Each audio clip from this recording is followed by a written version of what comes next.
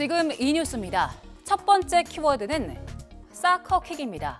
부산에서 한 40대 남성이 일면식도 없는 여성을 이른바 사커킥으로 수차례 폭행한 일이 있었는데요. 알고 보니 이 남성 전직 축구 선수였습니다.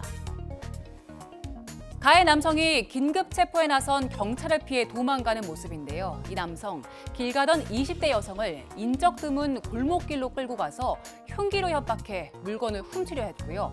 30차례 정도 주먹과 발로 얼굴을 때리고 머리를 축구공처럼 걷어차는 이른바 사커킥 공격을 하기도 했습니다. 이 여성은 턱뼈가 골절되는 등 전치 8주의 상해를 입었습니다. 전직 축구 선수였던 이 남성은 2008년에는 강도 강관죄로 징역 7년을, 또 출소 이후 6개월 만에 편의점 2곳에서 돈을 빼앗아 징역 5년을 받은 적이 있는데요. 검찰은 이 남성이 반복적으로 범행을 저질렀다며 무기징역을 구형했습니다.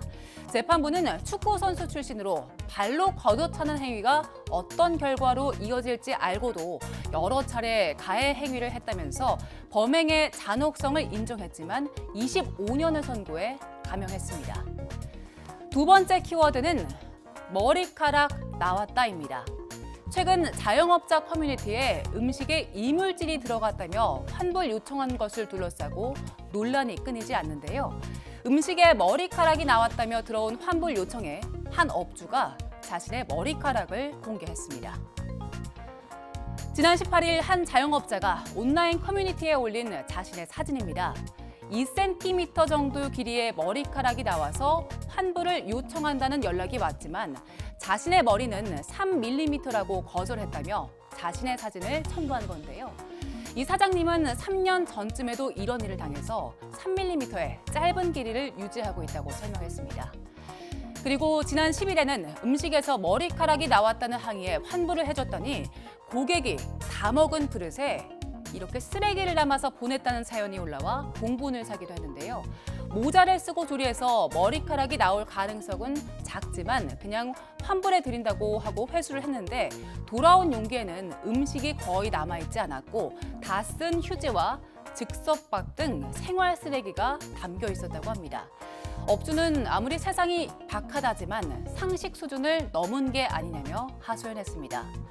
그리고 지난 17일 충북의 한 맥도날드에서도 비슷한 일이 있었는데요. 햄버거를 포장해서 집에서 먹던 손님이 다 먹고 보니 입에서 10cm 길이의 실이 나왔다고 민원을 제기하면서 업체가 택배로 보내달라고 할 뿐 환불 언급은 없었다고 주장했습니다. 업체 측의 입장을 보니 이물질 확인을 위해서였다며 미흡한 대처에는 죄송하다며 사실 확인에 나섰는데요. 최근 비슷한 이물질 자작극이 반복되다 보니 누리꾼의 시선도 마냥 곱지만은 않습니다. 3mm 머리카락 사진을 올린 업주 소식에 오죽하면 삭발까지 했겠냐, 사이다다라는 반응이 이어졌고요.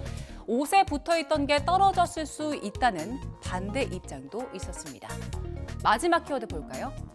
현존하는 세계 최고령자로 기네스북에 공식 등록된 스페인의 마리아 브라냐스 모레라 할머니가 117세 일기로 세상을 떠났습니다. 모레라 할머니는 1907년 3월에 태어났는데요. 두 번의 세계대전과 스페인 내전을 모두 겪었고요. 113세였던 2020년 코로나19에 감염됐지만 곧 회복해서 화제를 모으기도 했습니다. 모레라 할머니는 장수 비결에 대해 가족, 친구들과 좋은 관계를 맺고 자연과 접촉하며 정서적으로 안정되게 살고 걱정이나 후회 없는 긍정적인 태도와 해로운 사람을 멀리한 덕분에 오래 살았다고 밝혔는데요. 모레라 할머니는 슈퍼 카탈루냐 할머니라는 SNS 계정으로 외부와 소통도 활발히 해왔습니다. 할머니는 사망 전날 그 순간이 다가오고 있다. 항상 너희와 함께 할 것이라면서 임종을 암시하는 글을 남기기도 했습니다. 마지막 글에서도 유쾌함이 느껴지죠. 모레라 할머니의 명복을 빕니다.